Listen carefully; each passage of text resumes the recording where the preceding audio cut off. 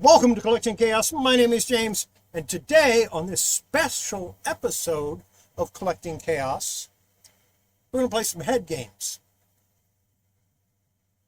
right after this.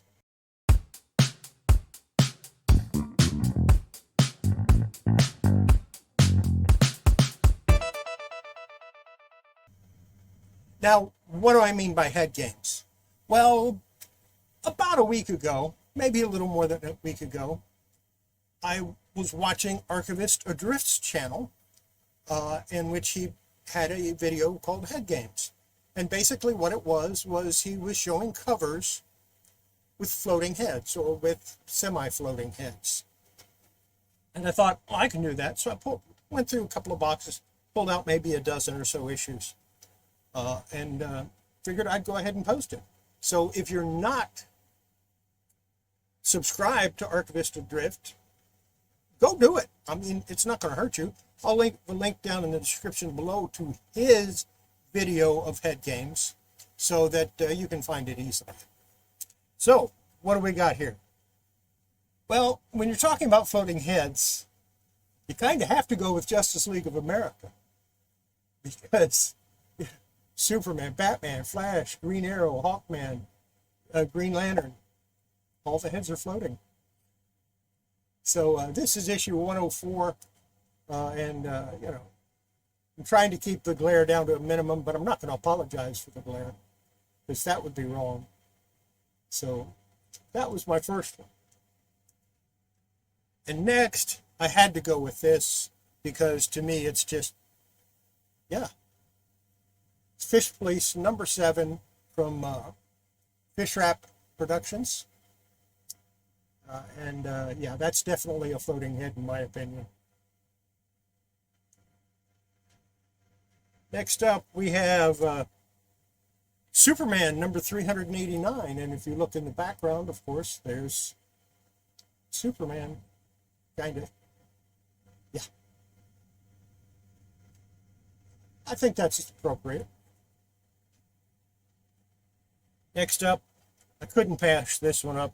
Life with Archie variant cover, and of course you have Betty, Veronica, and Archie all in the background, kind of floating there. And I believe this is either the one that Archie dies in, or the one afterwards. I'm not sure which. I haven't read it yet because I don't have 1 through 36. Sounded good to me. Next up, we have John Sable Freelance, number 23. And this is definitely a floating head. So, that's another one. And go back to John Sable Freelance with the Wookiee. And again, not just a floating head, but a floating gun, too. Floating head and gun, too.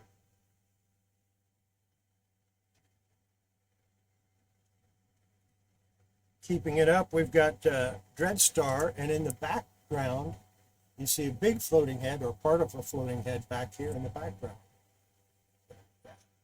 Another floating head that I like. And I noticed this one when I was doing my live stream on Wednesday. New Gods number 1. It's got a ton of floating heads in the background. Had to pick that one. This next one is kind of iffy, but I went ahead and put it. This is Werewolf by Night, number 11. And, there's a head in the background and then a lot of other ones, too.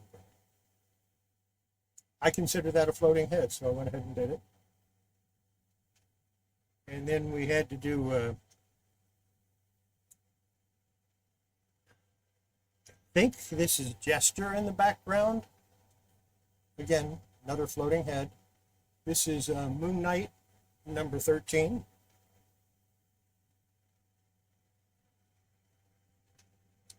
And right after that, of course, is Moon Knight number 14. And, yeah, I consider that kind of a floating head, because it's a background image. It isn't a foreground.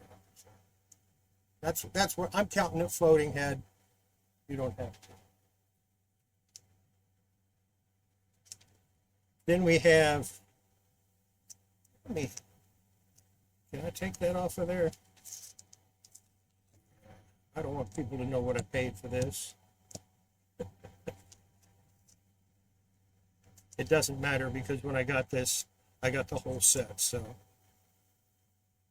But I haven't changed the bag and board yet on it. I'll do that when I get around to reading it. It's the Vertigo Madame Xanadu number 13. And even though you can see like her hand holding a sword, I kind of consider that a floating head. And that's 12. But I got an honorable mention. I just had to pick this one up. It's not really floating. That shouldn't really count as floating, but I just wanted to show it off. And that's Madame Xanadu number 1. It's from 1981. And of course, on the back, they have no trade dress on it. That's my entry into the head games. Do you have a dozen that you can show? Do a video. Hit me up on it. Let me know that you did it. In the meantime, have yourself a great weekend, and I'll see you on Monday. Bye.